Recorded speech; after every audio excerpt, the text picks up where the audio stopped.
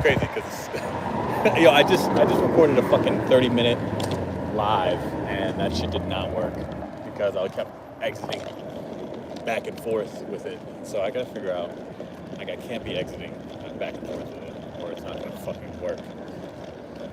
But we're back in action.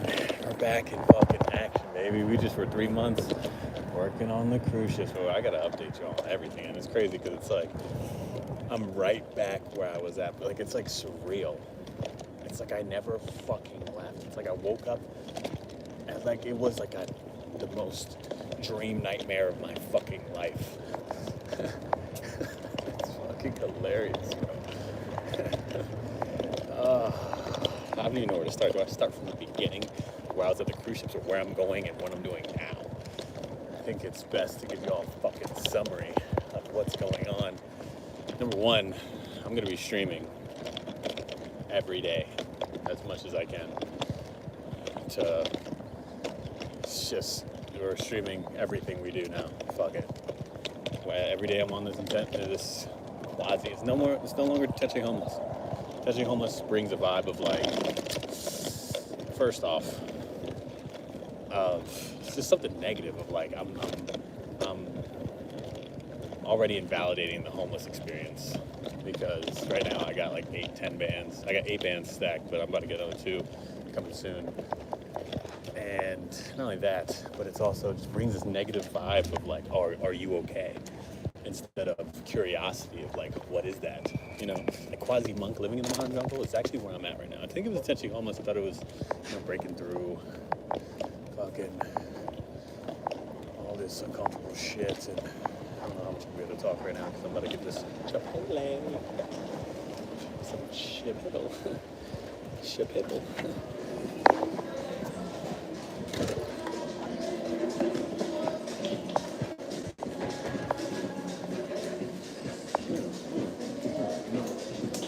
Yeah, the whole intentionally homeless grind was definitely for to have more time, money, and energy to do the things I want, and also put myself in uncomfortable, unknown, unaware, and uncertain situations to really grow myself at a high level.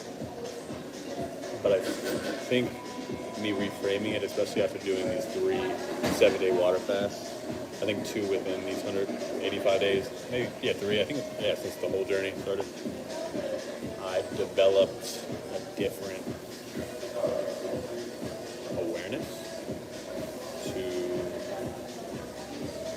my situation, especially after the third darkness water fast, the Jones Cocoon. It put me in a space of being very sensitive, becoming highly sensitive to patterns and emotions and honesty, not only within myself, but within other people around me, right? And sensitive as in just a heightened sense of awareness to what's around me and who's around me and what's within me, right? And so, really, it's crazy how this shit fucking works. So I just fucking, after that,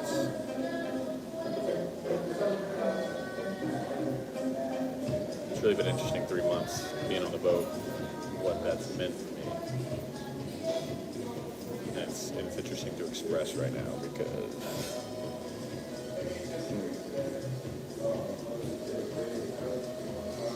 I'll express it.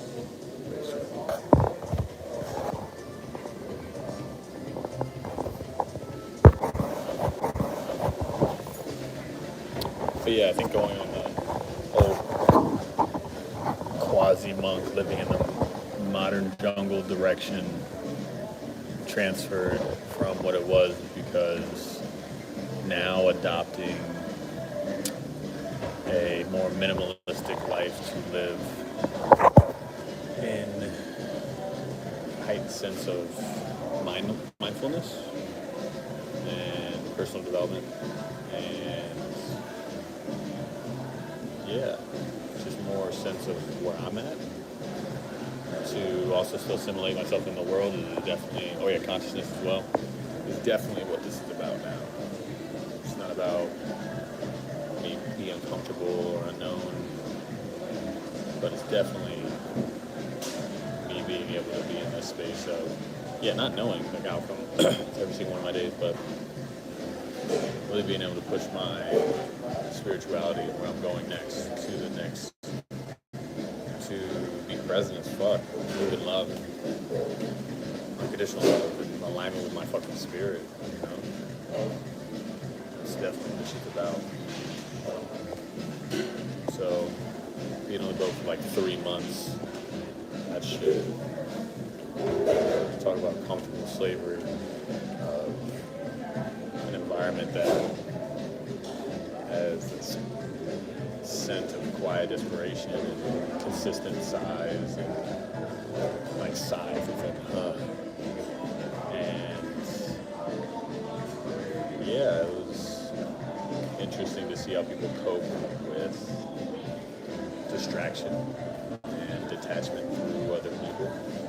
I think that's like the worst possible thing you could do. And how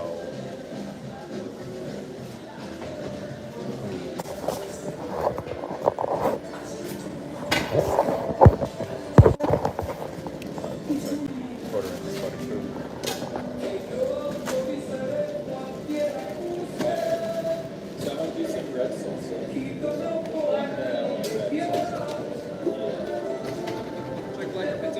Can I get black and pizza?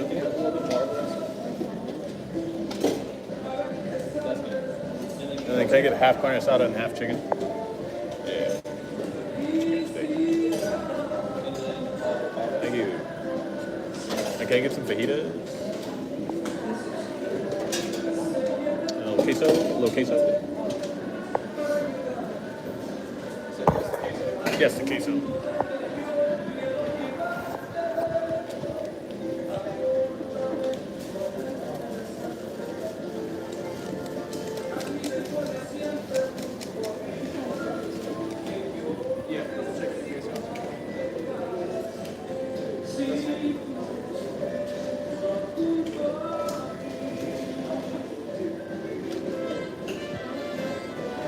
Can I get some fajitas?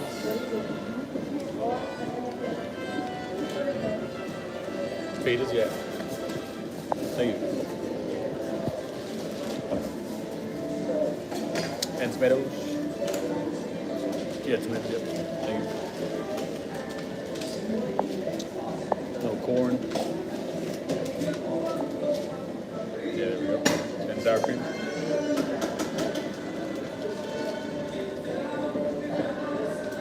And then can I get cheese?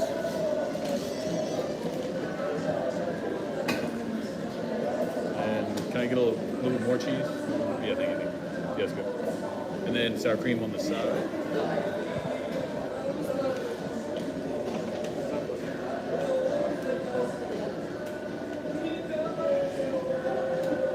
Thank you.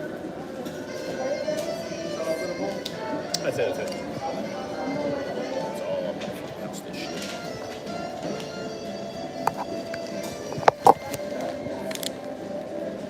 I really hope I didn't leave my card on the fucking.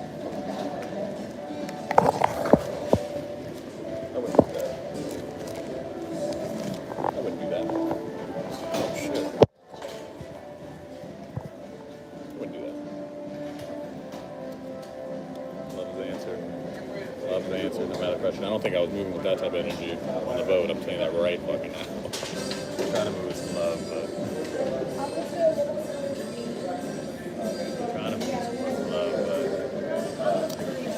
We got a lot to fucking talk about. For sure.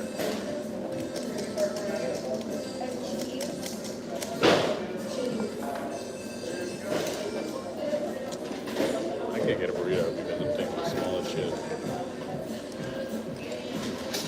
I've been gone for 3 months, dog. 3 months. We back in action. Back in fucking action. Look at my fucking hairline.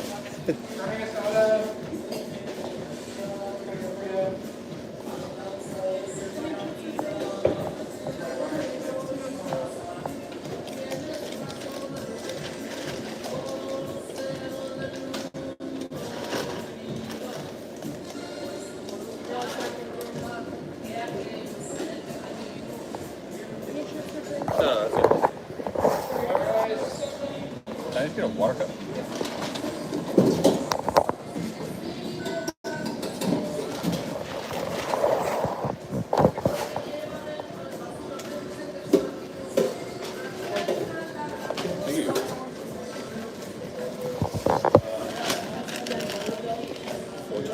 Yeah, I remember Chipotle was only 8 at the time. What a fucking time. The time that we live in. The time that we live in. Some nice soda water.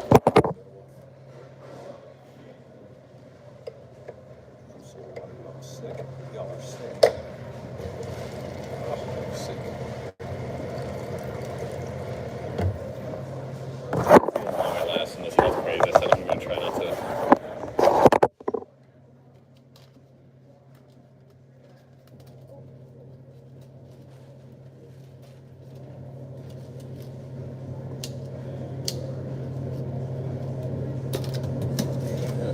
That's going there.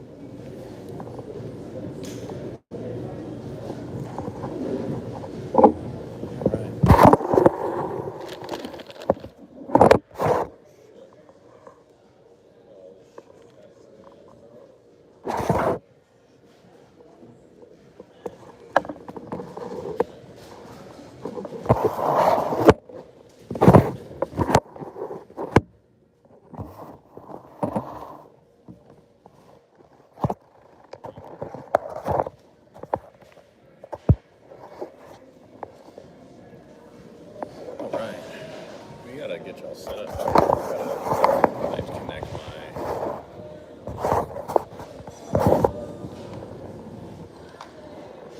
I got some notes. I got a lot of shit that we got to talk about, bro. 1 second. Y'all still here? Y'all still here? Alright, still here. See if this fucking my notes are situated.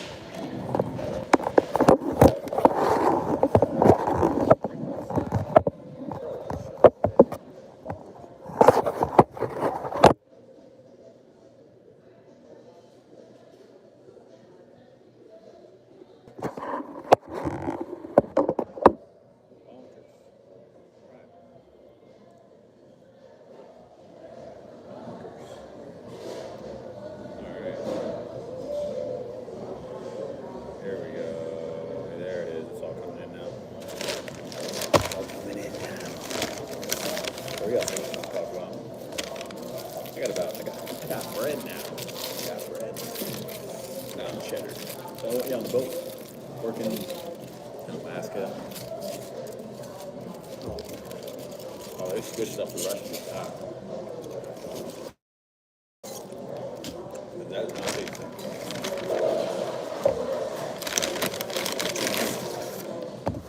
Let's get it. All right. So much fucking shit to talk about. Let me let all this shit load. So I can put a reference to give y'all. Oh my god.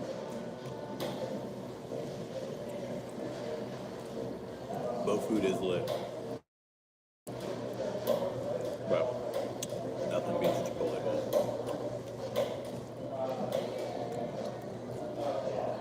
And I did not know their queso was slapping like this.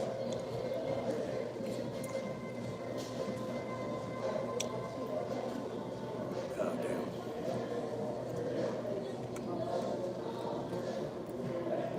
Alright, it's all coming in now.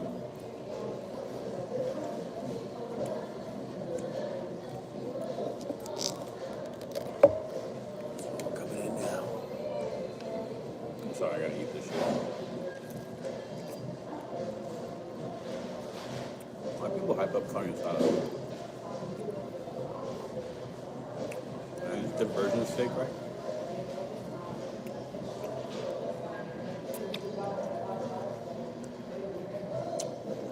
My dog right now.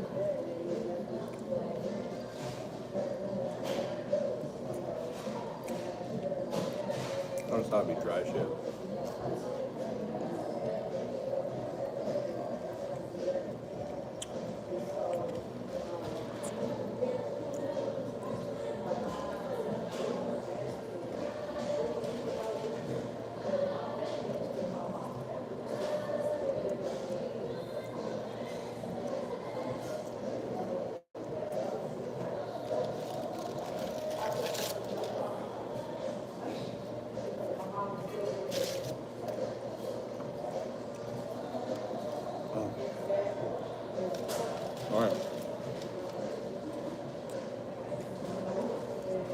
shit's here.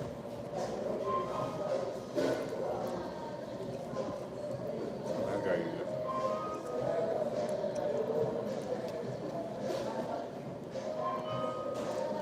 Back in the jungle, baby. Back in the jungle.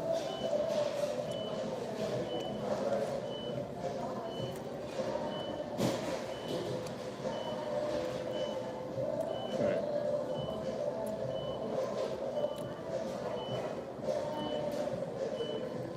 My iPad has all this shit now.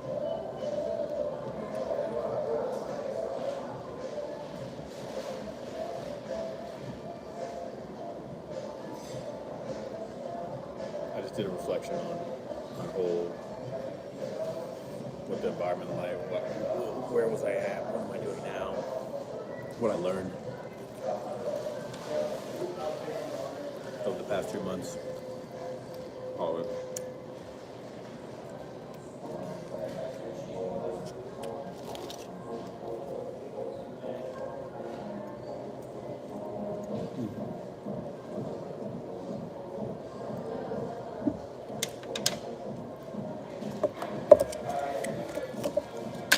Alright.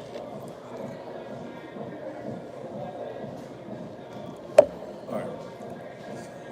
What the fuck is going on? Tell me what the fuck's going on.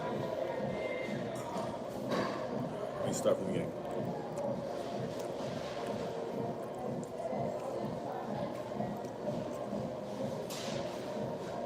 I became broke once again. Alright?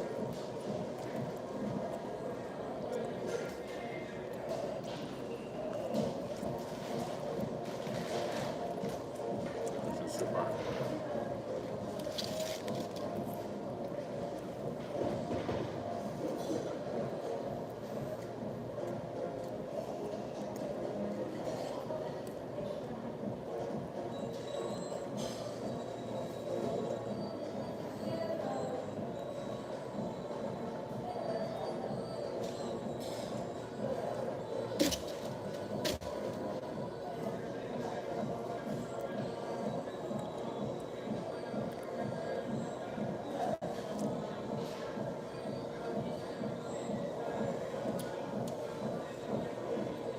I have finished this before I start talking.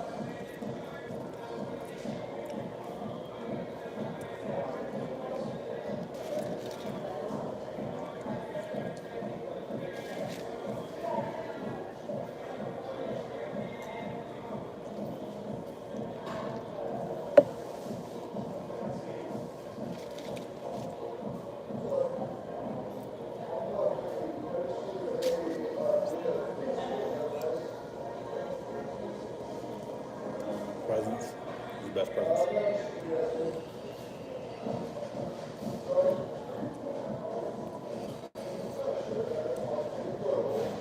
Yeah, bro.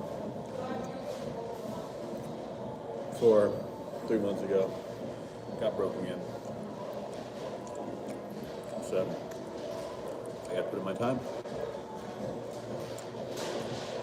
Gotta go back on the boat. Work. Grind. I realized that I got really clear. It's still very clear. My purpose, my journey, to the jungle story, and what that means when it comes to, we have 2 new ideas. We're gonna put on the website too. But before I got on the boat, and where I left off with y'all was me doing my naked podcast, me working towards and doing the Jungle Fever, the Sacred Rager, breathes like a monk, lives like a human, and fucking the greatest human connection experience of all time, the Sacred Rager, that I'm gonna be on New Orleans to do. I'll flip.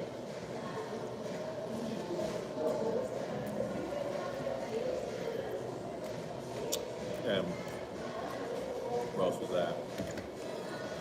making podcasts, posting those, that content. Jungle Fever, and curating the Jungle University, getting the memberships right, getting the format right, having a discussion-based, universal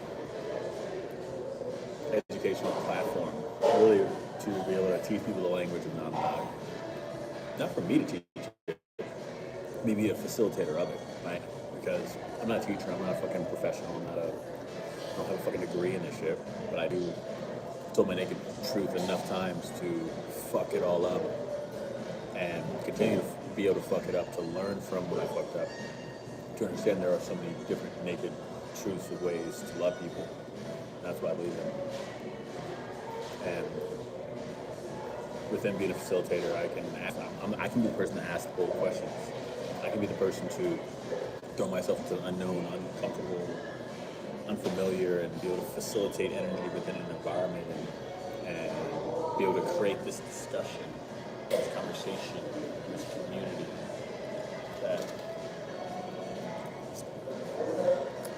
I want to do within Jungle University. So, like that. But,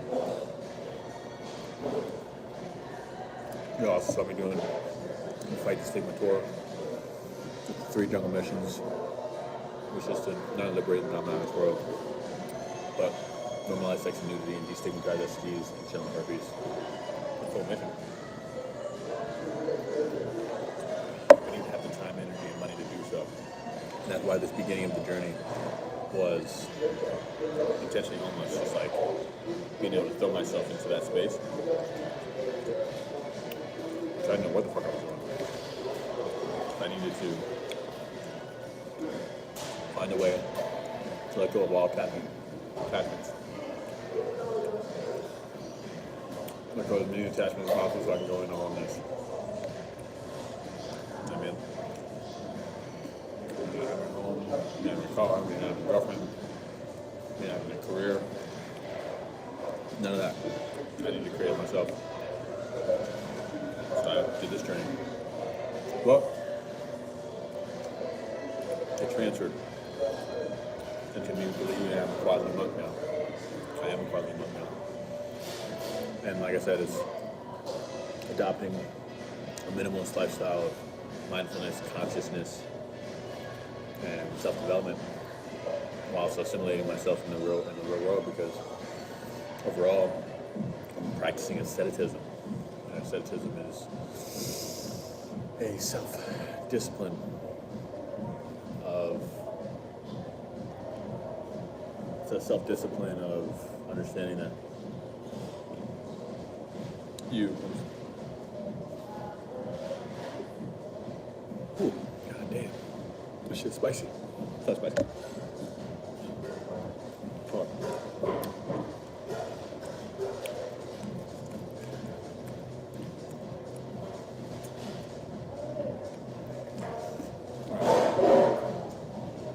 Self-discipline with understanding that self-discipline is the greatest form of self-respect, it's great self-love, and it's also self-denial. The other thing is that you think that you need which really become to wants, which can then help you curate the lifestyle that you really need in this world. But people are so in this life dysmorphia, think they need all this shit to be human and survive. It's like, no. I've chosen the Quasi monk, living in my jungle, as my truth. So, be in case.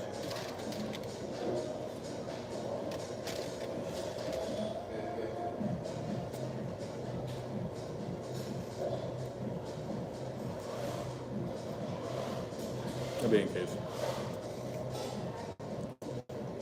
I didn't have any money being in that lifestyle and what I had going on before, but I got clear on all these things within Fight the Stigma Tour, Jungle Back program, everything. And I made my website, but quickly became broke. So, still wealthy though. May not be rich when I'm looking at shit. Internally, my spirit, for damn sure. Yeah. Oh shit. I gotta go home. But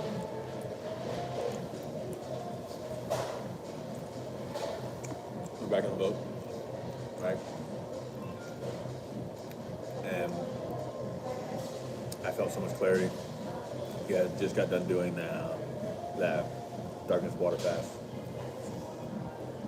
7-day darkness water fast. Cocoon, the jungle. Yeah. Taught me. I thought it was breaking down conditioning and traumas, subconscious patterns, discovering the dark psyche of my brain. It was actually none of that. It was parts of it, maybe 10% of it, but overall, it gave me the clarity to understand that my mind, body, and soul can take care of it regardless. What I didn't know was coming after that was my sensitivity, my heightened sensitivity. When I say heightened sensitivity, I mean really a heightened awareness, sensitivity towards patterns, towards emotions, towards honesty, all around me. Real, and that was me throwing myself into the comfort cage of the zoo of working on the National Geographic boat as a steward, prep serving buses, breakfast, lunch, dinner, and seeing the room do a shitload of dishes. That's my job. Easy as shit. Hard for most people. Easy as shit for me. Because it's 12, 15 hours a day. You live in small quarters, but the environment of people is what made it a problem. Makes it problematic. I'll kind of get into that.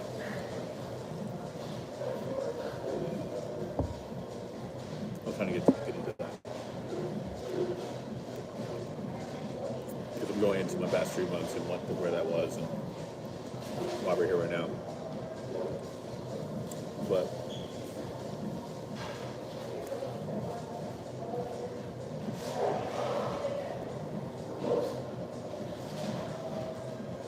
do I want to be in the city?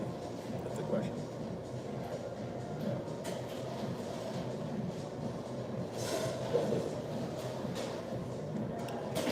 What's funny is where we're at right now. I'm very familiar with all this area because this is where I was at before.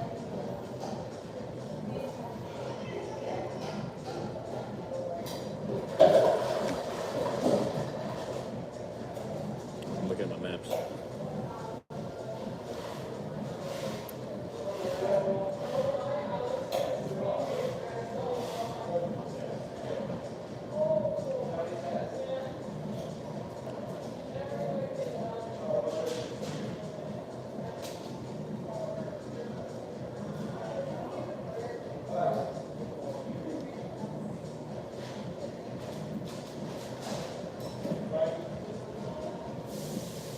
I pay for 2 memberships. I pay for 24-hour fitness, and I also pay for fucking Planet Fitness. So I'm trying to figure out where I need to go. And this is also real, right? Because I was in this exact location 3 months ago. I'm passing the HED. I used to get my morning breakfast from. Passing the Popeyes. I was doing all my work in. Passing past the place where I slept. Planet Fitness used to go to, the place where I used to sleep. First place where I do my naked podcast. It's really surreal. And that's where I'm at right now. It's like kind of fast forwarding. But I want to give you all a little back end of where the fuck was I and how I've transitioned into where I'm at right now. I think that's important. And this is the most talking I've done consecutively in 3 months. Crazy.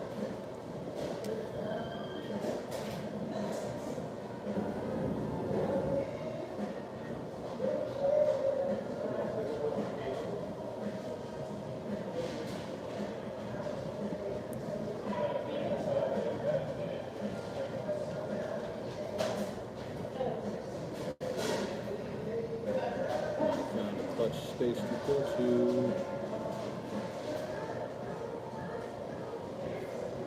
It's a golf course. It's a golf course. I might have been there already.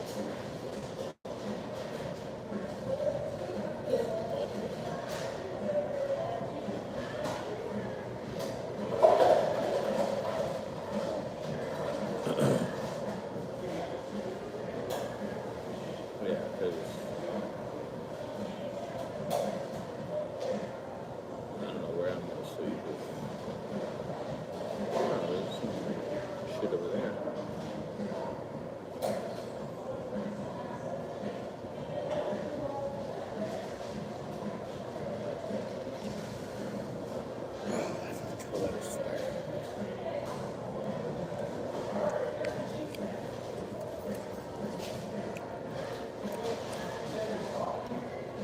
I have to sit down and have this conversation because it doesn't make any sense where I'm at.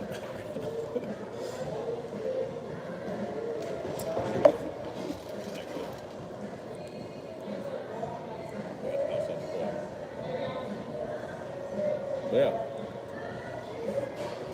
What was that? It was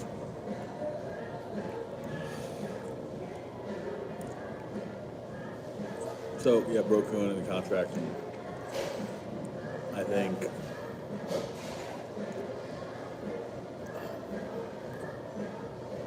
I had a real positive clarity on my mission on Liberate Educating and entertaining the non-monogamous world, and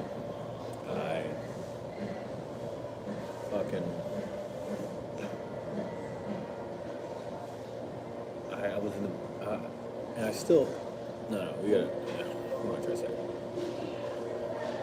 Before going on the boat, that's where I was at. I was at the space of like such clarity within myself and the direction I was going in. And then day one came around and I saw this girl and I was like, what the fuck is that? Talked to her, got on the boat, said hi to people, it was very known, right? It's like kind of like a home that I never want to go back to. And in the room, and I saw this girl. I was like, what the fuck is this? I talked to her, and she was kind of complaining a little bit about the rooms. She said, these rooms feel crazy. I was like, yeah, they do. And then I was like, okay, she's just another person coming through, just trying to get by. And then she started having grace, and within herself and the situation, and her giving it to God. And I was like, spirituality. She seems fit, attractive, physically, but that's don't mean nothing. I don't got time to be reciprocating any energy that I don't for myself. Day 2, 3 come around, she buys me chocolates just to help me. I think it was like it might have been day 1. Like she was helping me. And she was buying chocolates for me, so I was helping her out.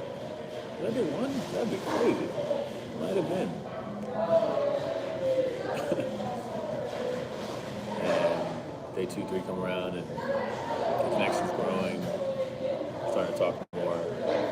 See that she works out, takes care of herself, and I said, nobody ever works out on this boat. She stands on my acupressure boards, I hug her, it's like day 5. Who the fuck is this?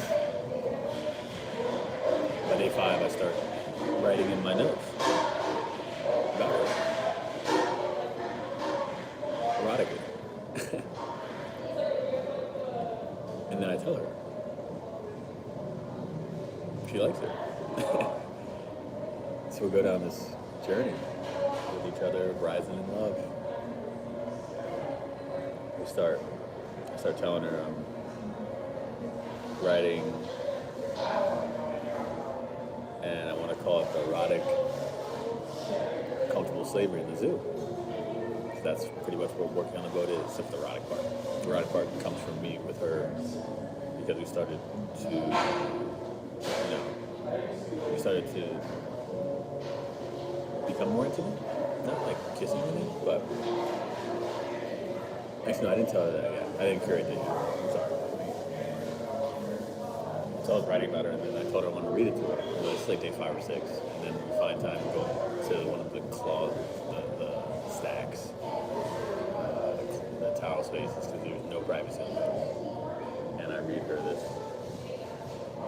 erotic thoughts about her day 1, day 2, day 3. She's squirming, her back's going, and she's like breathing deep, and it's like the sexiest organ in your body is here, bro.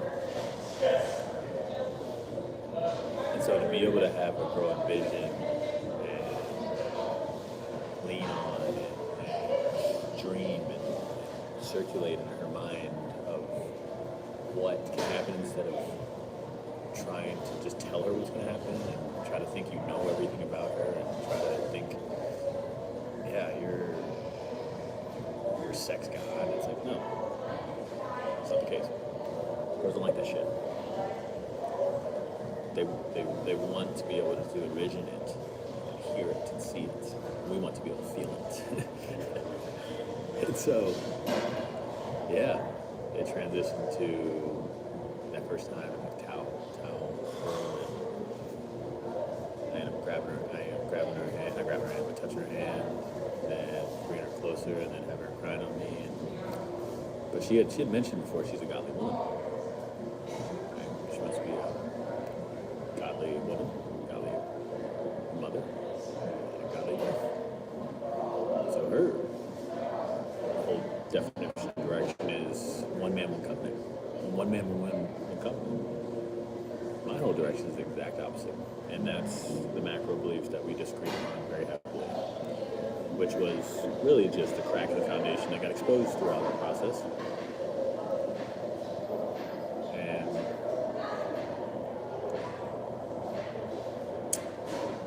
so we started rising in love and it really highlighted a lot for me. Not only we rose in love, but then we fell out of it. I'll kind of get into that more, but to stay on course is like coming into this my mission straight, and I was trying to balance the rising in love and also the freedom of all of it, right? Trying to understand the freedom of where I'm at now, and then also the freedom that I'm going to have in the future, and that means I need to work on what I need to now, so I don't regret the past. I'm free from the past as well. So I had all this going on, and a lot of this 3 months made me realize that I'm very curious, I'm very ambitious, full of fucking heart, but then it also brought upon a certain amount of impatience and a savior instinct, right? And this intensity to need to prove alignment, right, through intensity. And so I realized that was a problem. No problem, but it's why I do all the things that I do. I do the 7-day water fast. It's why I do go bungee jumping and skydiving. Why I'm naked 5Ks, and why I'm a fucking Quasi monk living in the modern jungle, and why I just out of nowhere go to Thailand for 2 months and have tigers on my back and shit. What does this have to do with alignment and trying to prove myself with the intensity of it? Is because I've been saying over and over again that the extremes of life create balance. And there's no gray area with me, and it's just color, right? And I realized that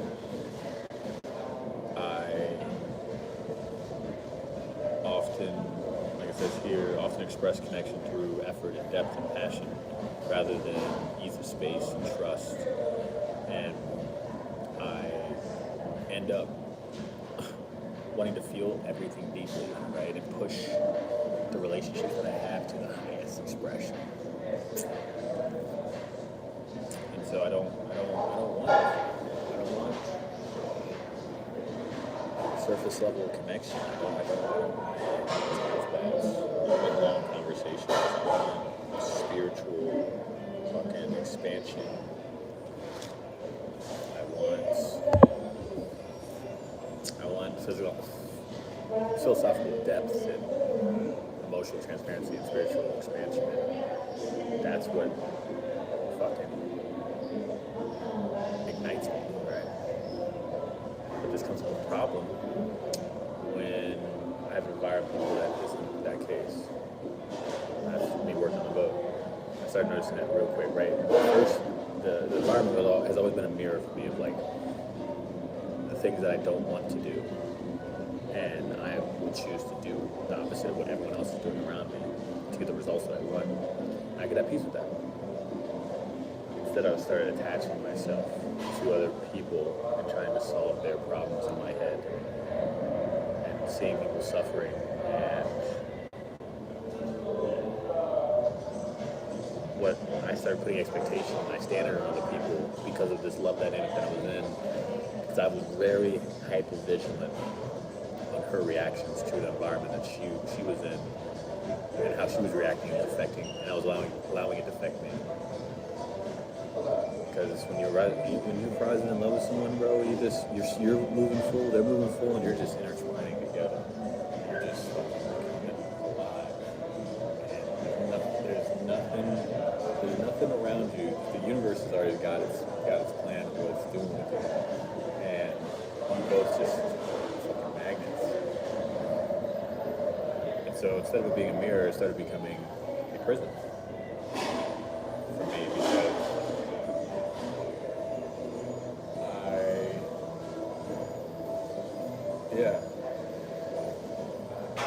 my hardest thing is understand that seeing people that don't want to change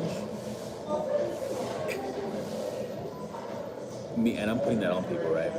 It's the people that don't want to change their situation when they know they're working hard as shit and they're stressing hard as fuck for a job that they fucking hate more than they're working on themselves. They're taking the time to stress and work harder on a fucking job they hate for themselves. And that just fucked my mind. And now being hypersensitive and aware to patterns and emotions and honesty. And I just started seeing that within everyone there. I'm like, bro, you guys, no one works on their states of being, right? They when I say that, they don't work on their states of being, like mentally, emotionally, sexually, spiritually, emotionally, socially, financially, the personality persona. No one works on that shit. They're just trying to get by. They're just trying to make it in this fucking world, and it's in that world, and no one takes pride in their work. Nobody's wanting to grow in that space, or wanting to be in that space. It's kind of fucking sick. And it's this dynamic of people giving congratulations for you finishing your contract, you leaving the job, when that should be a sad moment for something that is part of your existence. And then also before you leave, and when you're coming back, there's so much sorrow coming back, people getting laughed at, and it's a joke. But this shit is real life. You're choosing this right now.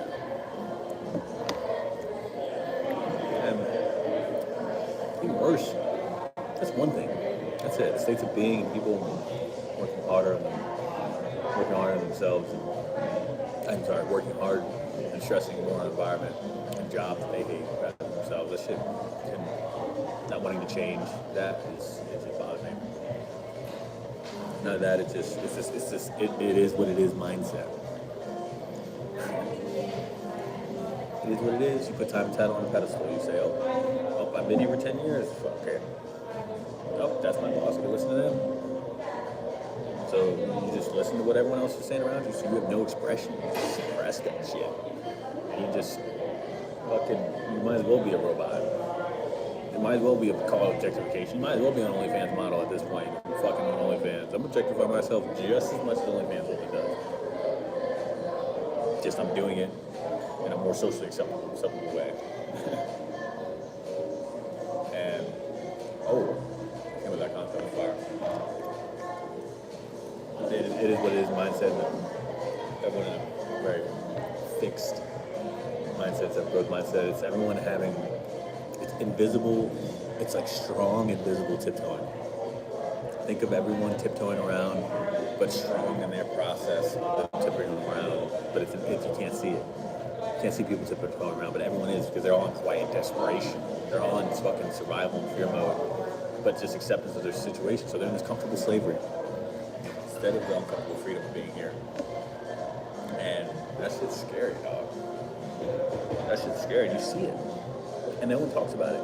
Because everyone is just like, oh, we're here, let's just try to make peace and everyone's good and let's just try to make it through this time frame. Like, no. Let's try to figure out the fucking escape plan, bro. Let's figure out how the fuck you can get out of this. Guess what? You fucking study, you read, you listen to podcasts, you fucking take care of your physical body. So when other people meet you, they shake your head like, wow, he takes care of himself, he take care of me. Wow, it's gonna attract more people like that. Mentally, you're trying to understand the conversations you're gonna get in and educate yourself within that, so then you can reciprocate in confidence. Become confidently humble. And guess what? If you're good with your past, guess what? You fucking face that shit and you meditate on it. And you not only meditate for the past, but you meditate for the present and the future. Right? And you make sure to meditate and focus on your awareness and focus on something right now. Because your thoughts are not all your thoughts. And because people, the thing is, people love to, they try to attach themselves to their fucking thoughts. And that's what most people do. And it causes resistance, it causes suffering. And your thoughts are not your thoughts. Most of them are just like conditioning or programming or shit from the past. So people just start reacting. And they just start reacting and instead of responding to their environment and things in their life, and they just spiral. And then they become victims to their minds. And so it's something that, and these are just things, not only mentally, physically, but socially, just being in these fucking mindless conversations. And then instead of mindful conversations, mindless conversations is in just gossip talk, talking about other people, just complaints that have no bearing of anywhere it's going to go, just to get some validation, and small talk, the fucking, how are you? Oh yeah, food's good. Bro, what? Oh yeah, trying to avoid silence. Oh, I gotta say that again. It's here in front of me. Yeah, the mindless conversation versus the mindful conversation. Mindless is like the sand. Small talk. How are you? What's going on?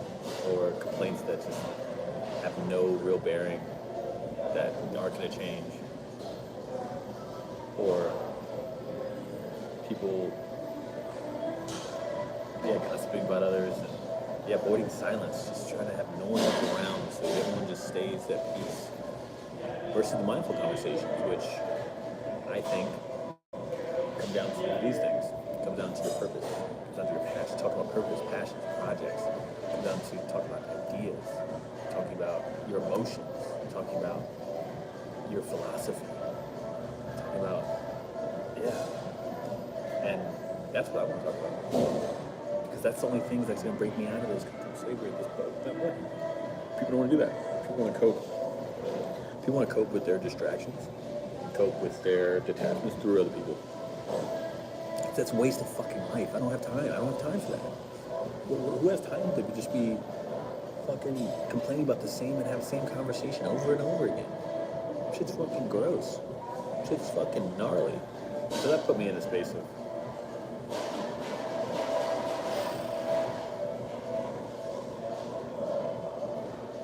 and so that's what I was battling with, that environment. And on top of that, I was rising in love, falling out of it with the girl. Mainly because we had a pregnancy scare, and she,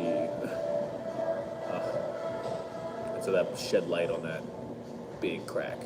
It became a big ass crack in our foundation, and started triggering each other. And any time that we had a disagreement, we always talked about it. I would write her a note, or I'll give her attention, validation, and also acts of service. I would let her be, but I would always let her know that I'm here and ready to talk when you would like and express. And I would let her know that I realize that if something's going wrong, I can cut myself off and detach myself from the situation and let things be. Versus like needing to immediate validation right away. But that's that savior complex that I was talking about earlier. When it comes to the savior instinct, like me wanting to fix the situation right away.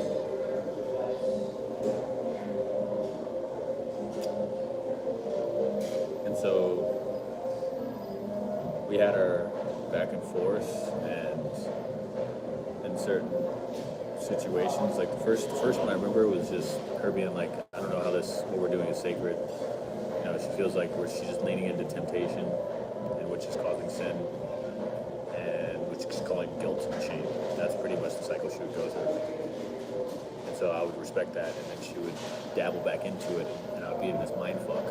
Like, what do you want? Like, I'm not going to be looking at you, I'm not going to be touching you, I'm not going to be talking to you that way anymore because this is what you said. And you dive back into it. So this is a little mind fuck. And also with the no pregnancy scare situation at the time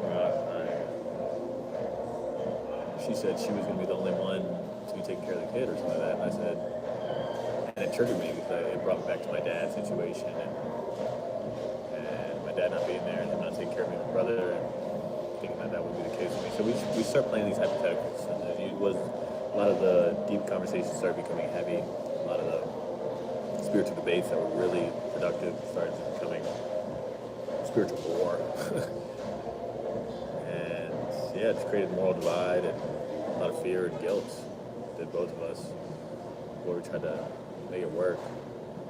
And so there was a time where we finally, like, we didn't talk for a little bit, and then came back and committed to just being friends, and we were in a good space, and I come downstairs and I hear her talking shit about me, like in a very brash, harsh way, and disrespecting me. This is right after we just had a conversation of like us being cool, and she heard two things that was said that was so potent. We're like, she said, I'm not being friends with him after, there's no fucking way. I was like, what? This is not at all what you said or we talked about, or what are we doing? You're just trying to keep the peace? People please it up? What are we talking about here? And so I went upstairs and I told her I heard the conversation, and she instantly knew she fucked up. That led us to not talk for 3 weeks. That next 3 weeks was intense. A lot of grief, because I was wondering what I did wrong. I was wondering what I could have done. Well, why she reacted that way. And it was another thing because of her friend that she was saying it to. I knew that from the beginning, that was the case, that her friend was already talking shit about not only herself consistently from the beginning, but talking shit about the environment and other people, and then being woo-woo, good afterwards. And I was like, that's a red flag. She can do that same shit with me. I was like, bro, people just talk shit around you, talk shit about you. I've gone about that. I've said that so long. And then she said some shit about me being having a polyamorous seminar, but it was in a very derogatory, negative way. And at that point, I was like, I'm cutting this shit off. This shit is not positive for me. And so that was her best friend. And then I thought every time I heard them laugh, I would be in this fucking distinct, like, yeah. Like, why is she laughing at that? Like, why is she friends with her? She's negative frame. She's insecure as fuck. She's got this self-deprecating vibe to her. It's like, bro, what are you doing, Kat? What are you doing?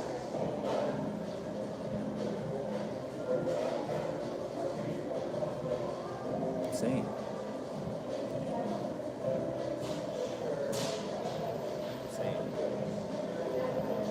But regardless,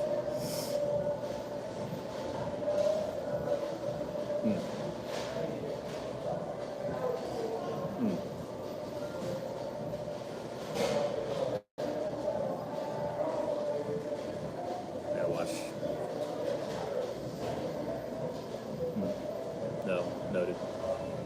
But take a picture of this real quick.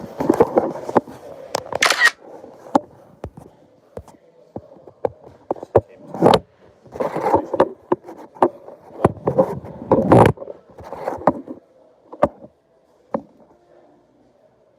But yeah, I said fuck that. So we didn't talk for 3 weeks, and so I did hear them laughing and her being very expressive, very like I don't like she didn't care. Like I was over there fucking grieving. I didn't want her to feel the way I did. I was like, how do you feel the way you do? She was connected with the way more than I did. I was just not fucking with people in the boat. I was like, bro, y'all fucking this is all noise. Y'all fucking droned out. Y'all, I'm in the Truman Show right now. None of y'all, what y'all saying is real. Like, none of this shit makes any sense. This isn't real life. You can't keep talking about boat shit and then get off the boat and then what are you gonna be talking about? You're just trying to make it by. It's like, bro, no, I'm trying to fucking change the world. I'm gonna save the world. Like, bro, what are we having these conversations for? Like, what is this doing for you? What is it doing for your future? Is this helping you get out of the situation that you're in? Bro, what? I disconnect and I struggle. I thought I lost myself. And I think me expressing all this and being here is helping me really a lot to be able to understand that I still got it. And that maybe just parts of me had died that water fast. Just parts of me died that now I see within other people that is like, fuck that. And so we ended up reconnecting, me and her. And I pretty much just said, how could I have been a better human? How could I have been a better friend? How could I have been a better partner? And overall, what did I do to lose your respect to have you speak about me this way and not be able to express that to me? She pretty much said she didn't. And the thing is, when all that went down and I heard that conversation, she came to my door once. She went right when it happened, went down to my room, put my wife away, she knocked on the door. After we done dinner service, same shit. Came down to my room, knocked on my door. Nope. No, the fuck with it. Next day, came to my room, knocked on my door. Nope. And then finally she said, she ended up trying to talk to me and be like, we need to talk. And I'll be like, okay. And then I realized I was doing dishes at the time, and I went up to her 5 minutes later, like, what are you going to talk about? She was like, yo, can we talk as adults? I was like, I've done nothing in all of our disagreements to come with notes with you, to sit down and talk with you, to do acts of service. I give you like little teddy bears or flowers whenever something's wrong, in the moments that we're disagreeing. And talk and express what's on my mind, and I always give you the opportunity to know the intrusive thoughts of what's going on in the fucking jumble. And so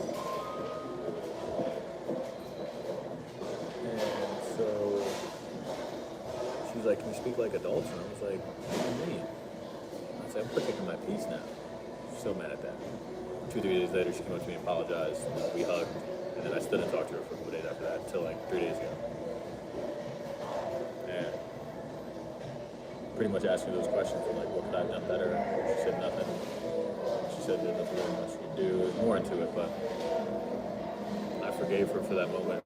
Once we hugged, really.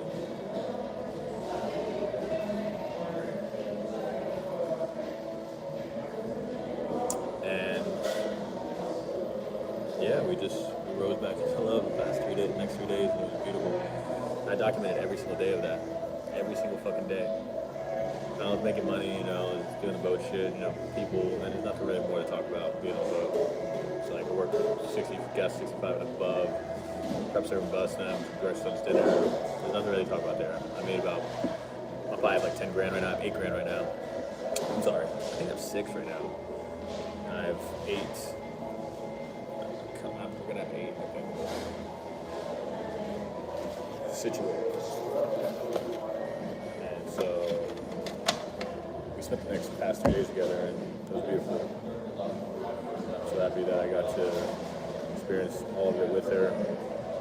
Learned a lot about myself that I'm still trying to process, obviously, through my notes and what I can express to you all the time. But yeah, I feel like I lost myself for a while there. I feel like I suppressed so much version of myself. I had a necklace that said Jungle J, and I took it off. I was James Sims there. For a while, in the beginning, I was trying to be Jungle J, but not in the zoo. You get zooified in the zoo. Keep yourself in that environment. Not because you allow yourself to, but because you got to play within the rules, the dynamic of what's going on. I did not want to play by those rules. I explained what that was, and I can't go back to that. I'm gonna do everything in my power to not make that happen. So now I'm in this. Yeah, I'm unsettled. I'll say unsettled and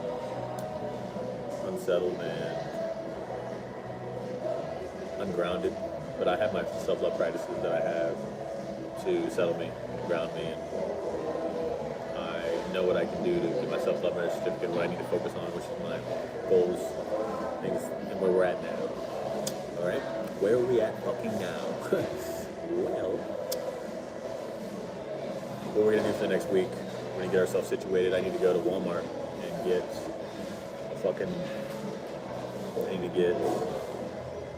oh, this shit went from. Just take that off. Alright. I need to go to Walmart. And I need to get me a tarp. And find somewhere to sleep tonight.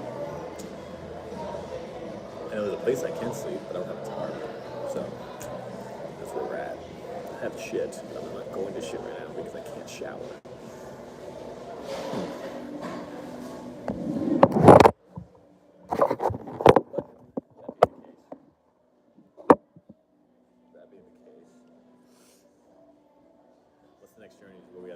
So we're in 2 days. We have mentally fit course. It's a spiritual boot camp, 9-11 week course with spiritual fucking misfits, artists, creatives, all trying to monetize art with integrity. We're like, what does that mean? Well, it's like a high tech, like understanding technology and social media and your mental process, your spiritual process, on how you can convert that into your forever vocation. I'm excited for it. I paid $2,000 for it before I got on the boat. I needed to push it back to this time. So I'm happy I did that. I'm really happy I did that. Because now, the way I feel, it's like, I need to be around that. I need to be around like-minded people right now. And so,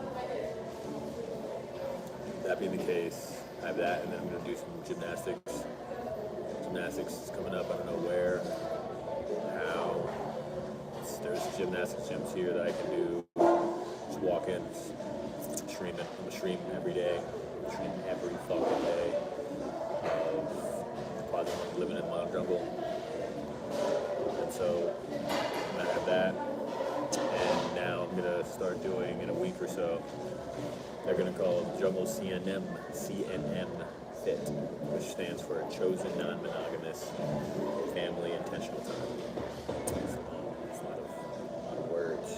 But I'll start doing that in the mornings. I'll start it at 5:30 in the morning. Wake up at 5. Get going at 5:30. And I want it to be all this is going to be discussion-based, chosen family fitness shit. This is going to be. And so, wake up and have people have the opportunity to not only physically move their body, but mentally move their body to get them prepared for the day. And it's so warming to know that you have a community to come around and to go to every morning or in general, and that's what gives you the most amount of confidence around those around you. Instead of asking, do these people like me, it's do you like them? Because you know you belong to a set group that you can go to at any point in time. Because I know within the non-monogamous world, most people don't have that community to go to, talk to, spend time around, and I want you to create that. Usually it's you go to a sex club or something like that, or just a naked or a house party that the people throw, and you kind of know somebody, and it's cool. But I want it to be productive. I want it to be something where people have to struggle their way through to earn and understand, and have something that they feel pride in and have purpose in.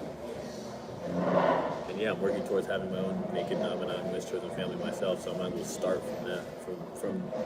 From that, start now. Is trying to attract that. 'Cause I want kids. I want to have a family, but I don't want it within the nuclear dynamic in a monogamous society. I don't want that. I don't.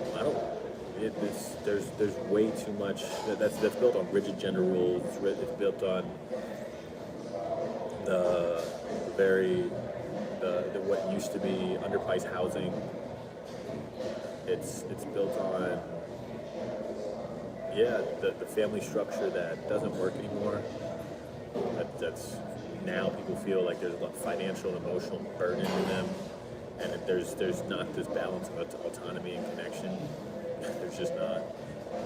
And now we're trying to kind of overly independent, which is making us very lonely. But people feel like they don't know how to do it within the blueprint that's happening. So I want to create that. So this is going to be a fitness, discussion-based fitness, non-monogamous morning, get me up. That's what this is about. And so do 30 minutes, 45 minutes of a little workout, body weight shit, and boom, you go into talking about whatever you've learned or learning about the non-monogamous world, so we can speak the language of non-monogamy and have a community to do so. Yeah. And then that'll be my mornings. And then from 9 to 12, people that work are creatives and artists and work from home and online, and they want to have a community to still be around. I want to make a conscious co-working. I'm going to make a conscious co-working community called Permission Pools, and that's to have your naked truth. I'm going to keep practicing this. This is all.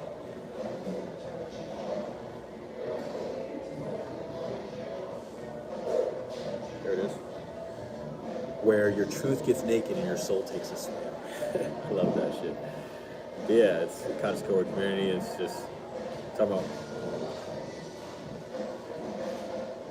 But yeah, so really didn't have that much, but I guess I had more. It's all good. But yeah, where your truth gets naked and your soul takes a swim. And so this is a place, what do you need? This is a place you slow down, sit with your emotions, and you ask, what do I need to give myself permission to feel, release, desire, do, or say?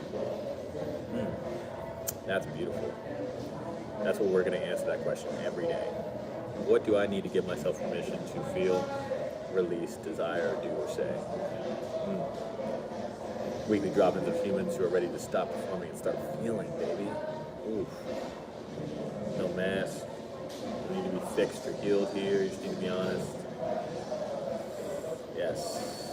I have to find where I made the edit of this, but yeah.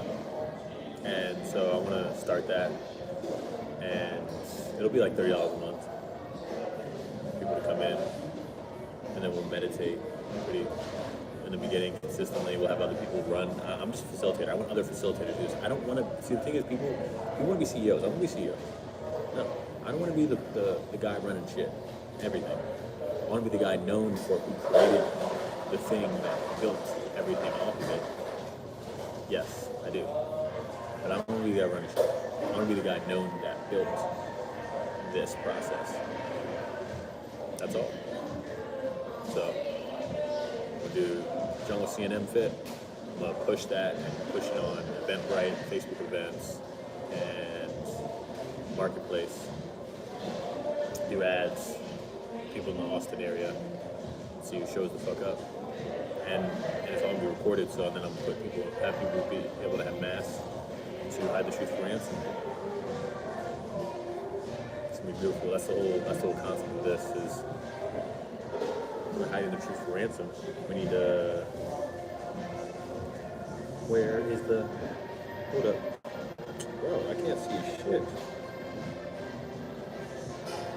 Jungle tour. Here we go. Here we go. Here we go. Here we go.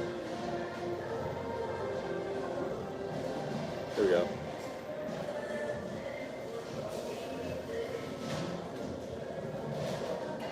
Yes. So the mask, it embodies stigma, secrecy, and societal judgment that many face navigating outside of love. The idea is that people already wearing masks, hiding their real relationship dynamics, desires, and truth, makes this a powerful statement. Your mask becomes a symbol of rebellion, truth, and breaking free from forced secrecy placed on non-monogamous individuals. Your mask becomes a symbol of rebellion, truth, and breaking free from the forced secrecy placed on non-monogamy. And yeah, I'm gonna say this again. I love the symbolism of the ski mask as it represents of the hidden truths, the non-monogamous relationship dynamics. It embodies stigma, secrecy, and societal judgment that face when navigating love outside the traditional norm. The idea that people are already wearing masks, hiding their real relationship dynamics, desires, and truths makes it a powerful statement. There's people already hiding. There's people already wearing masks, and we just choose to wear the real ones to hold the truth for ransom. Symbol of rebellion, truth, and breaking free. It's challenging stigma, exposing the truth, holding outdated social norms to fucking ransom. And yeah, society forces people in non-monogamous to open relationships to hide who they are, out of fear of judgment, losing jobs, custody battles, being outcasted. The mask shows that we're all hiding something, and it's to take control of our own truth. The mask shows that we're all hiding something. To take control of our own truth. I like that. The mask shows that we're all hiding something. It's to take control of our own truth. I like that. I gotta say that. The mask is showing us that we're all hiding something and we're taking control of the truth. So we're holding the truth for ransom. We're showing people that people are already wearing masks.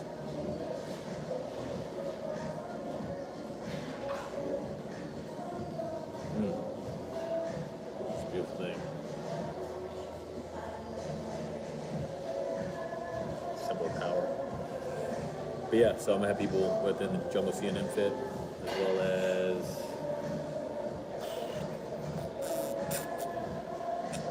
I'm trying to process everything I'm doing right now because I have to figure out where I'm going, what I'm doing, next steps.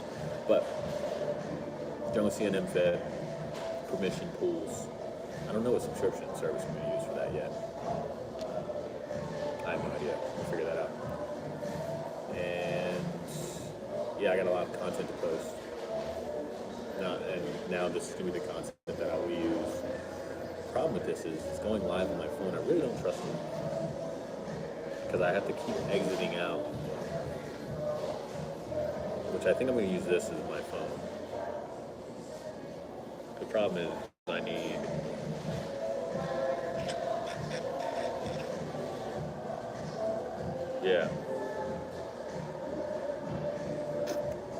I'm gonna get a new phone. See if they put some fucking service on this thing. And I'm gonna need to be able to use this more as a phone.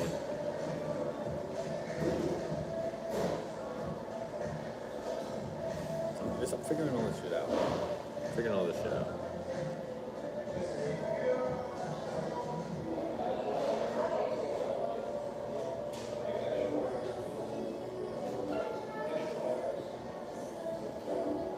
Yeah. Jungle CNN fit. That's gonna be the mornings. I don't know how many times a week I'm gonna do it. I'm doing it every day. Let's see. And then permission pools from 9 to 12. And then do gymnastics, live stream, and also post the I'm still on day fucking 40 here, and I still have to do my content for me doing the dark water fast. So I gotta push all this shit.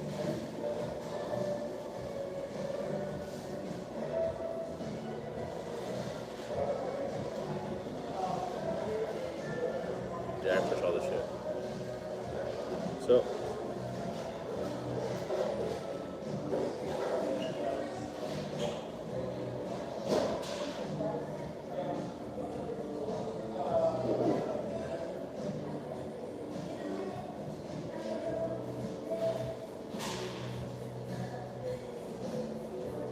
I have no internet. I have no internet. Have no internet. I have no internet. I'm scared to let disco, cause you know, about to get your hoe.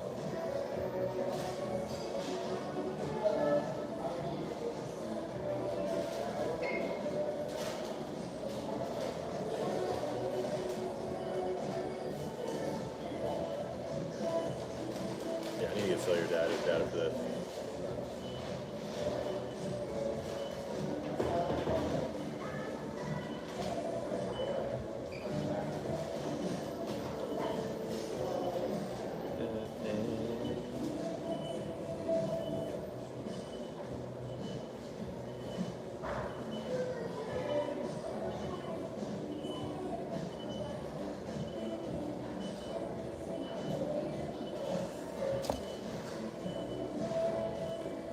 Yeah, I'm gonna go.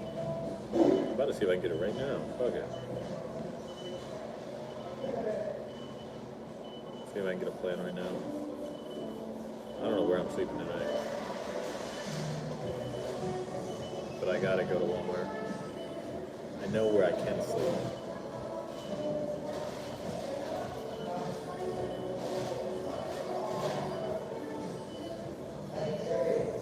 Bro.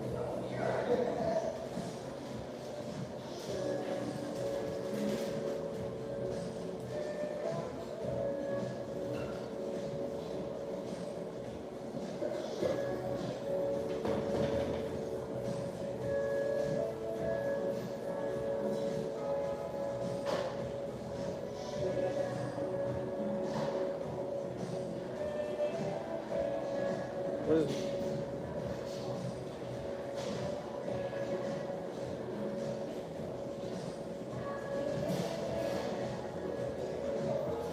my device already connected to the internet? Go to where I was.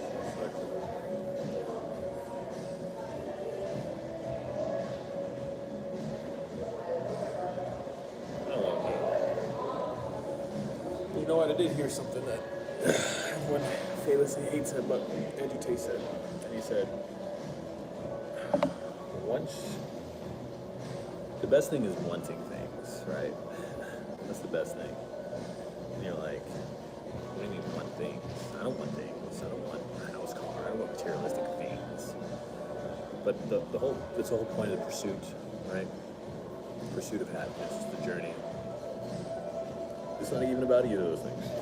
It's about who you become in the process. If you have the opportunity to keep becoming the person that you know you can, is why you want certain things. Is becoming that person. This whole, it's my version of success, the progressive realization of a worthy ideal. That is success right there. That is what success is. Like if I can continually progress towards something that I really want, to a worthy idea that keeps me fucking going. That's why I'm on the journey I'm on.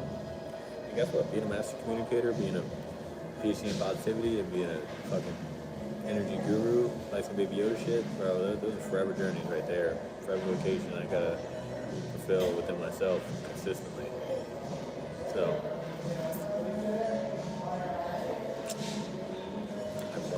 I'm scared to fucking exit out of this. I'm really scared. Because if it does, it's not working and I'm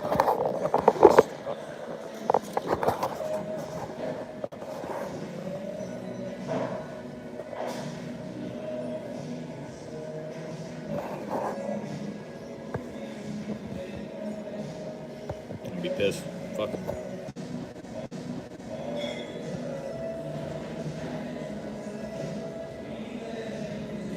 Okay, we're still here. Fuck. I'm scared. I'm scared. Alright, I gotta take 7. And I don't know what it's coming.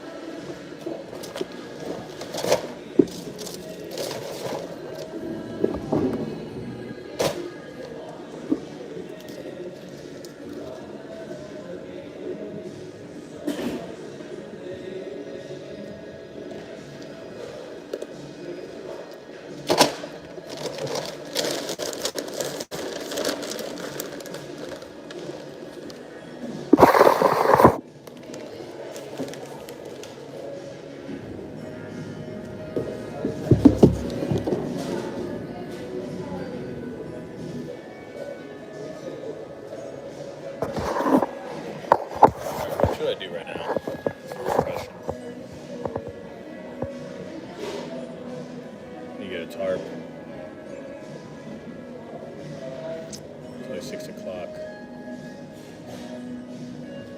And I kind of slept most of today on the flights, to be honest. Yeah. So I'm trying to figure out what the next step I should do.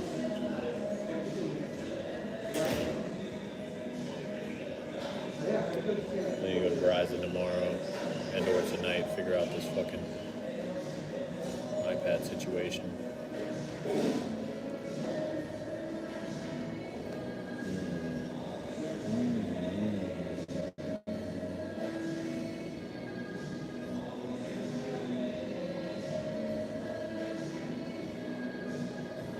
Yeah, I need to figure out this iPad situation.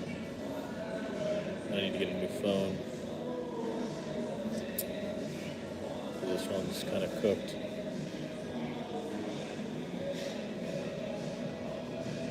Add another expense. At $500 in expenses, you're like, what the fuck do you spend $500 on? Well, it's like $100 on my school university shit I have. It's all in my notes. Okay, it equals up to $500. I gotta fix that. A lot of AI shit I'm paying for.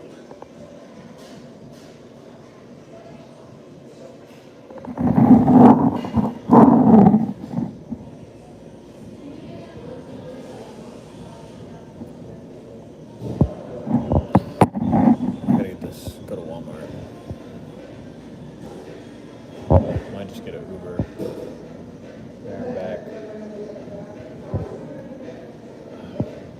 Getting voice messages from important somebody.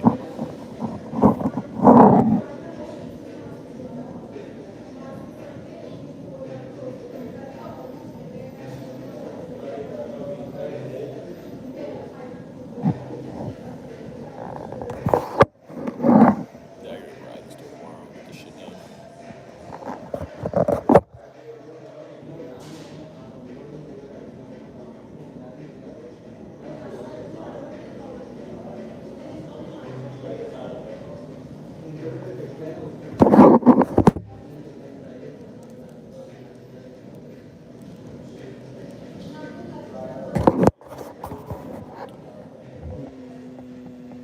I don't know what I'm doing. Just gotta get a tarp right now. Get a fucking tarp.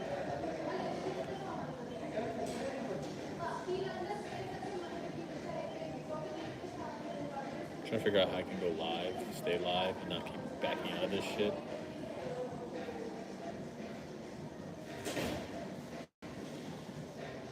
Still being able to use my fucking iPad. Yeah, I'm gonna need to do that.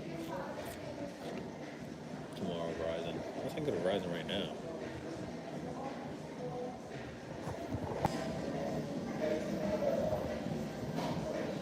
Just about exiting out.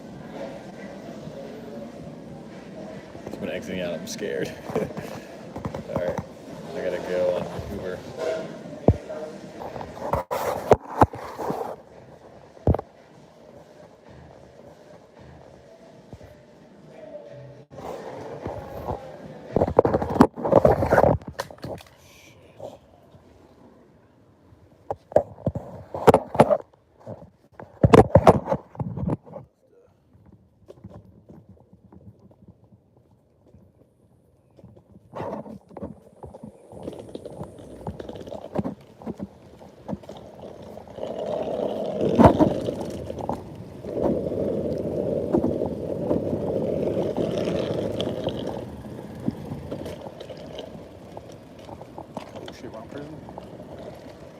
Uber? Oh shit.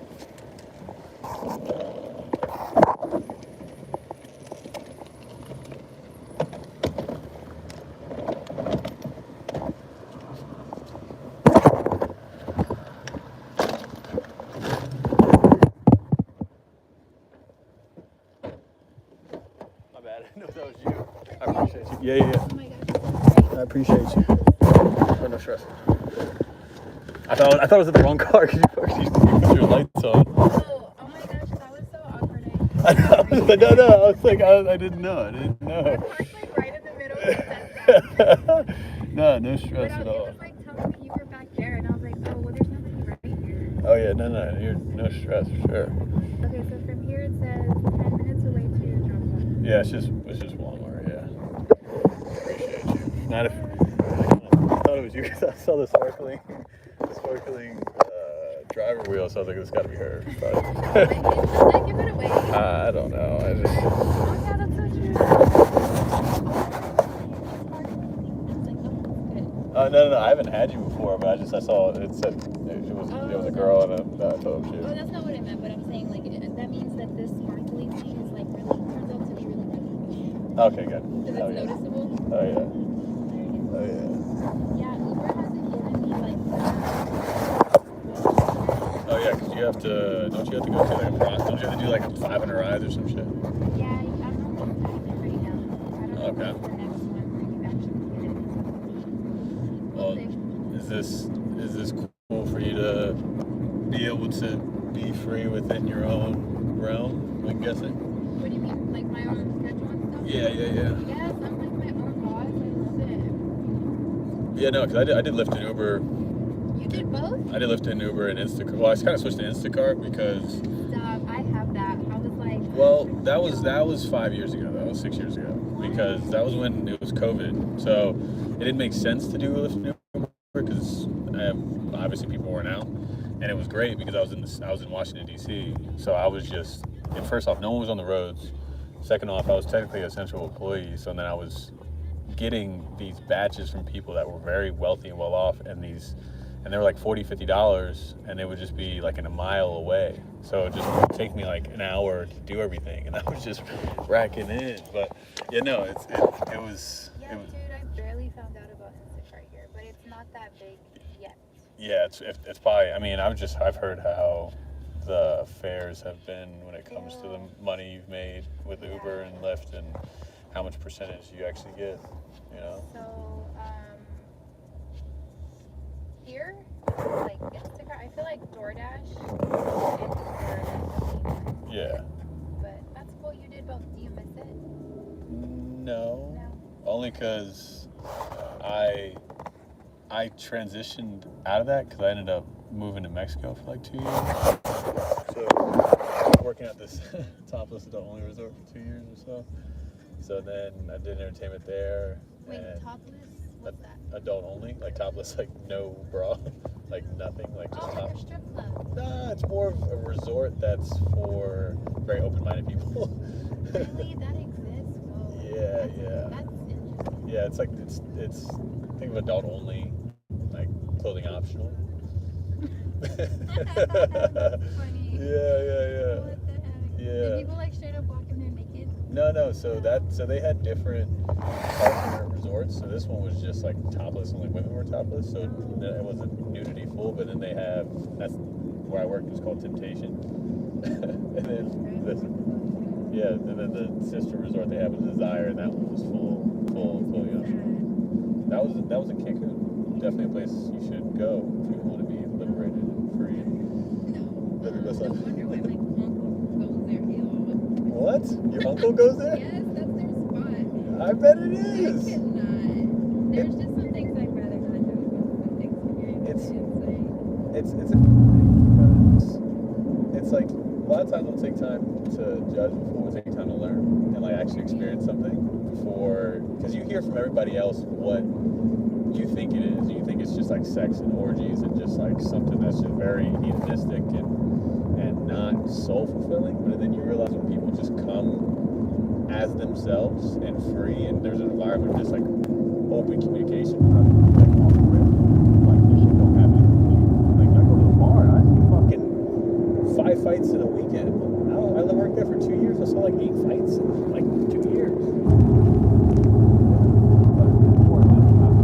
Happy to be around people that were open to the conversation to talk about anything and everything.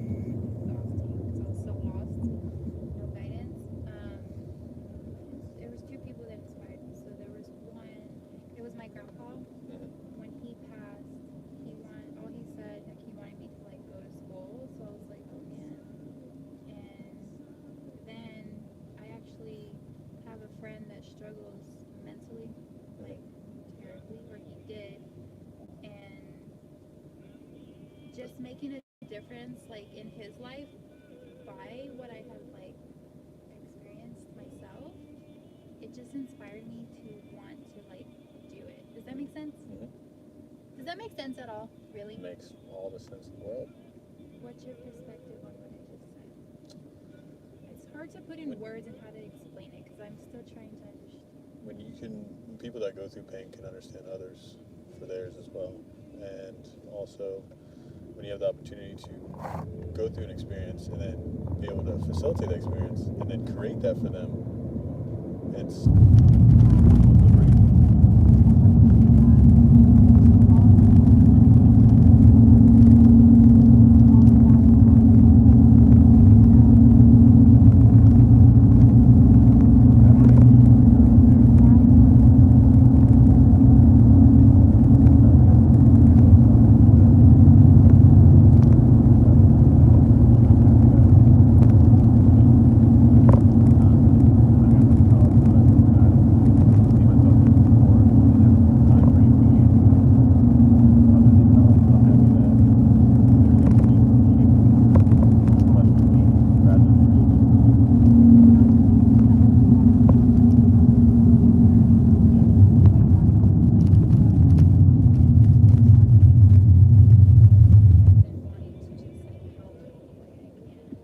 that's going to reciprocate everything and attract everything you need and want. Like that's not something that if hell yeah. No, that's going to reciprocate. It's not the money's just an energy. It's a byproduct of what you produce, right? And in sort of pure money.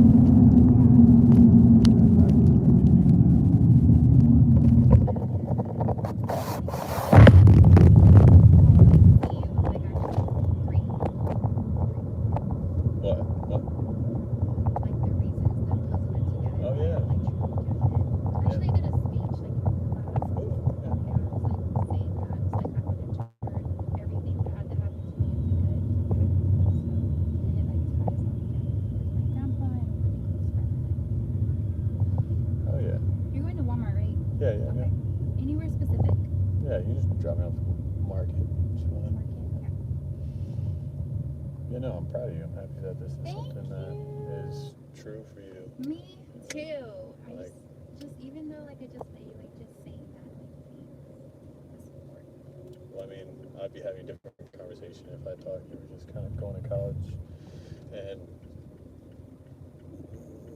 maybe not utilizing it to the best potential because we have all the power within us, within what you have on your phone, and all the information necessary now. So right? It's just, there's so many different resources we have to. Oh my gosh, James. Fuck yeah. I appreciate you. Have a great night. Oh, we're switching. Oh, we're switching. She's like, what? Oh, sorry, I didn't see you. No, back you're there. good. Just try to make sure yeah. we're the right You want to be friends on Instagram? I'm Jungle J. Jungle J. Yeah, I'll be the first one you find. You'll find me. Yep. Nothing else? Nothing else. Okay. Jungle J. Got it. Sorry.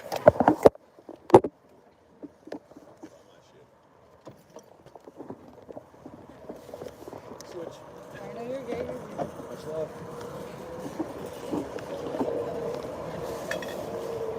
Just trying to help you out. Trying to save your shit. No, you're good. Much love.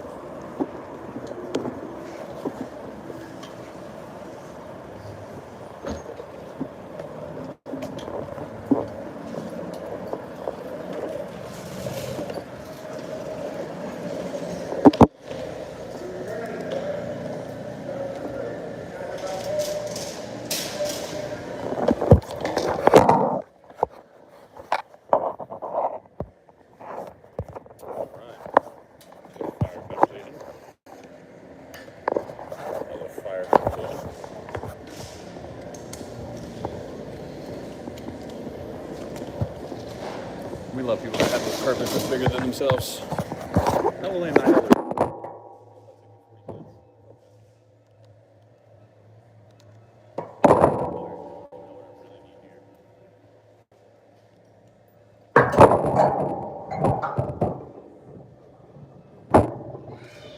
Happy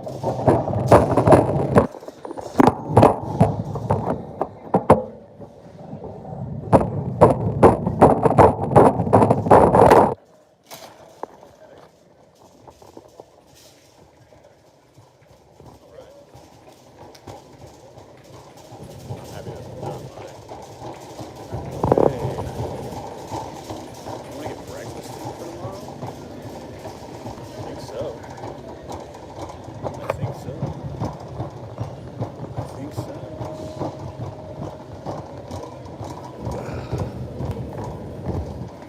So waking up at 5 a.m. every day. Bitch, she was fire. Psychology degree. Purpose bigger than herself. Fucking good. It's good shit. It's good shit. We want to get back out here. We need.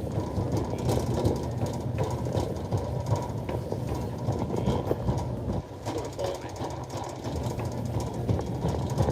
But you know what that made me realize? That we still got it. So that's the conversations like that little conversation like that is more than I have in the past 3 months. That is the one person I was with. Alright. We need to skiddly dabbly doo.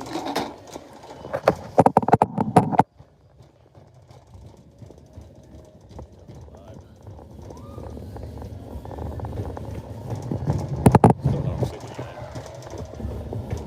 Still where the fuck am I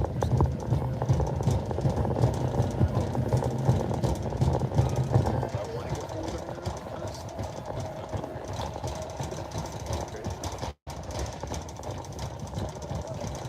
right now? Because the best thing about this is I'm doing. I know who I am. I know I'm on a fucking mission. I got a plan to do it. At least.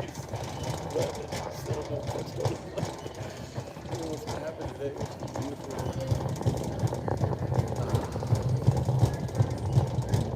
Yeah, I need to go ride tomorrow. Start posting some of this content. I need to figure out where I'm at with my content. Really. I'm not gonna lie, being on that boat, it was just to be able to the past 3 weeks just trying to focus on any of this. Just intense. I mean, to read, study some phenomena of this dynamics. Oh, here we go. Make this shit fucking work, dog. Make this shit fucking work.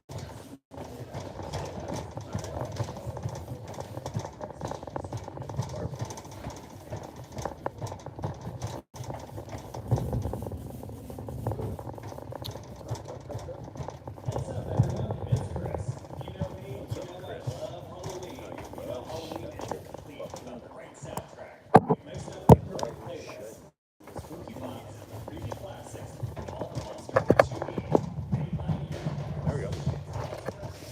Alright. 8 by 10.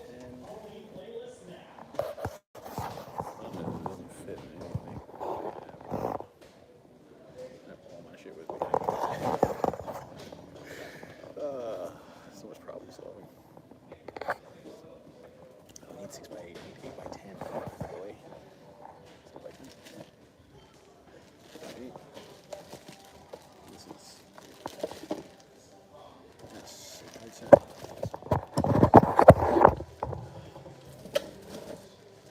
This is lifesaver right here. Putting in before. I don't remember.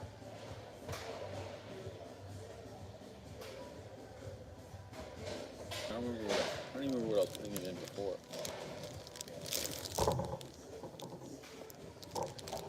Did I have my backpack with me the whole time? Oh yeah, I had my backpack. And I put in my backpack.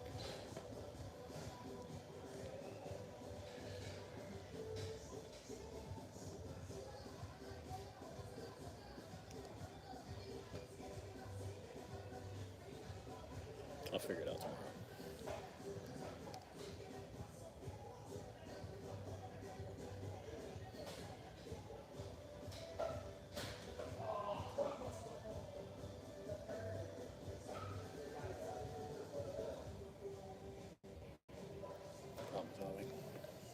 because going into like Planet Fitness, it's like I have all this shit with me, and it's always it's never been a problem.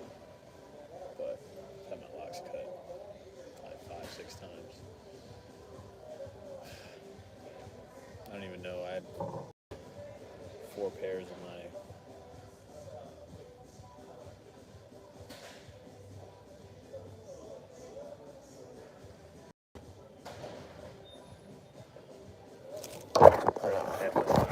either got them stolen or I lost one pair. I think they're still in my.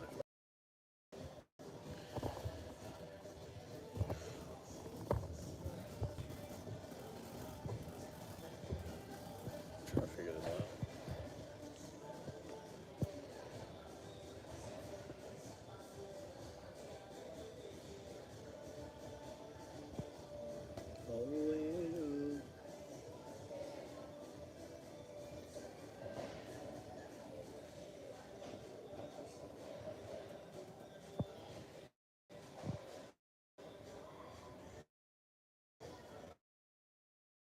Time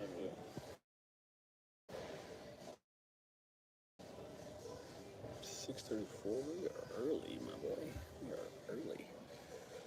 Early as fuck.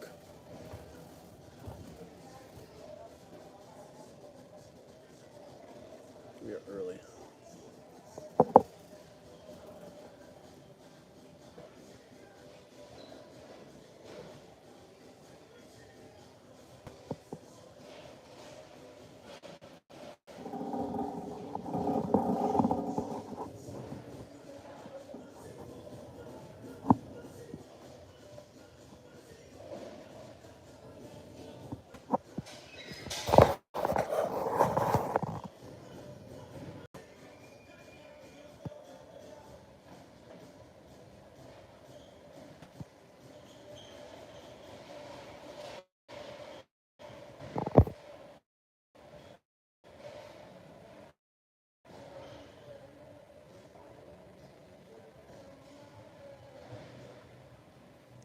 Most homeless people don't have water like that. And headphones like this. And phone.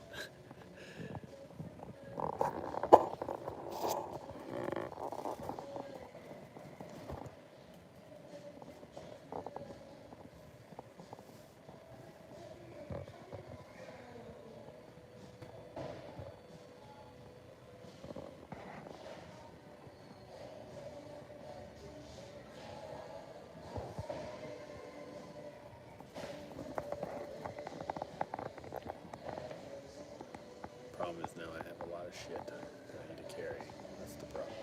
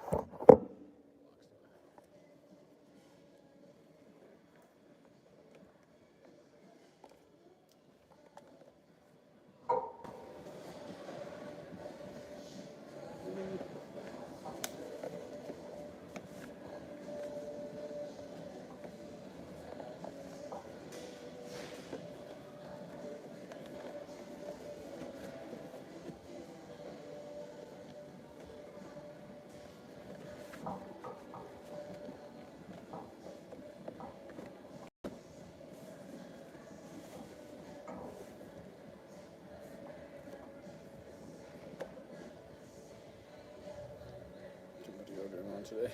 I should have smelled myself.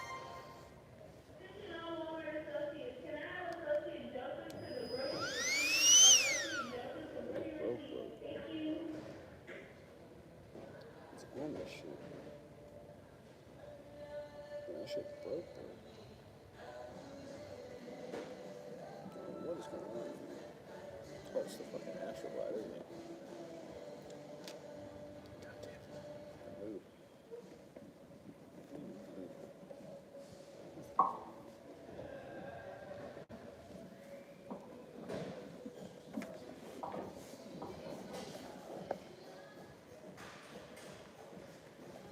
My glasses case too.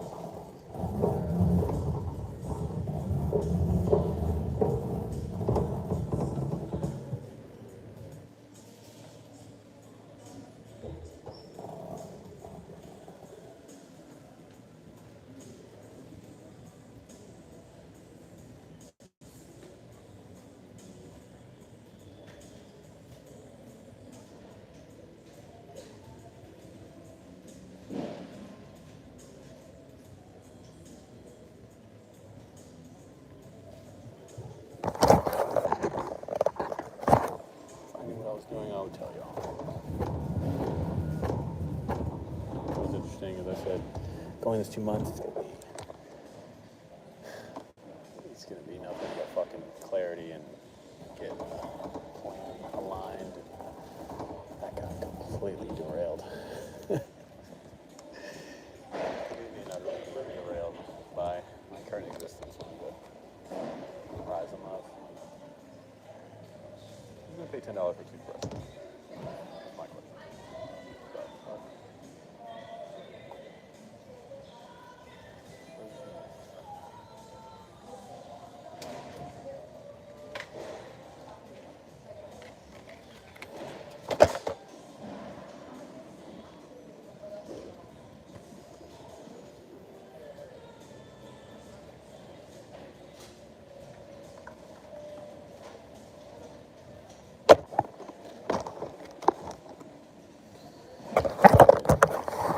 how time works. Time is such an illusion. The past is gone.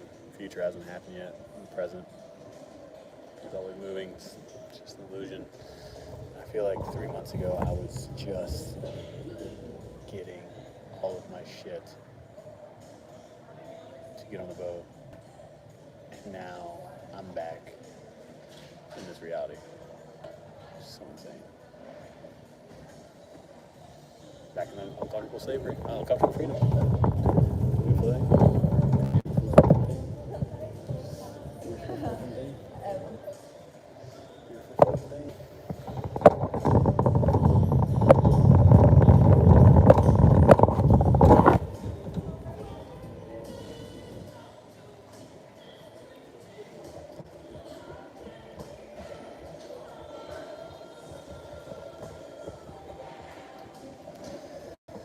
But we're gonna tarp it up.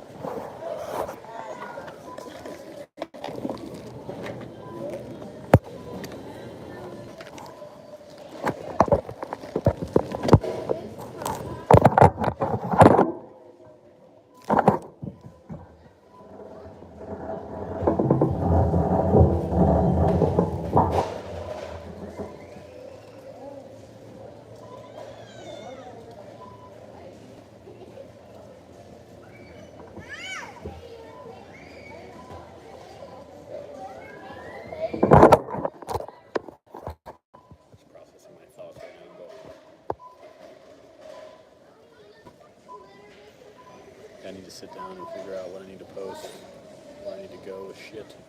It's right now.